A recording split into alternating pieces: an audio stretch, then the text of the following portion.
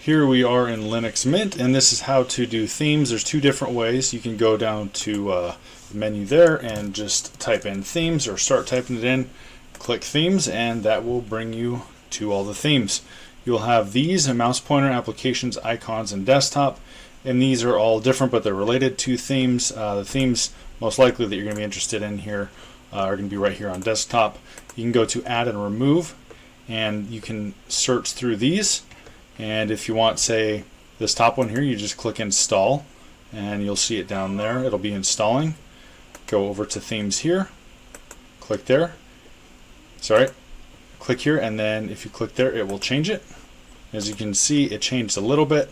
And if I go back over here and click on QOB, it goes back to what it was. Now there is a different way to do that. And what you do is you go to home, and you'll see probably not all this stuff. If you don't see it, you hold control and press H. This is what it would likely look like unless you did this before. Hold control, press H, and you will then see all of these. Go down to themes, double click that, and that is the one that we just installed.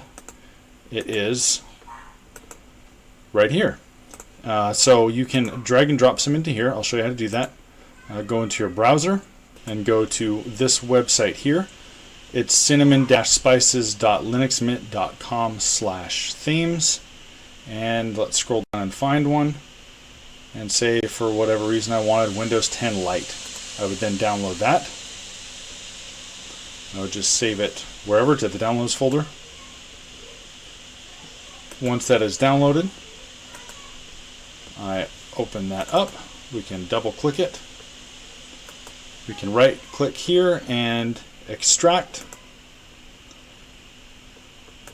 Go to home again, and then we find themes right here. Double click and just drop it in right here. You just extract. It will have a folder. Most of the ones, at least from this website, you just do it in the themes folder. Extract. Show me the files. And here it is. So we go in the themes folder, Windows 10 right there. Not sure why you'd want to do that. But then you can go back into themes and see where it says desktop. We click that, and there's a Windows 10 right there. And so that is the theme. I hope this helps somebody. Thank you for watching.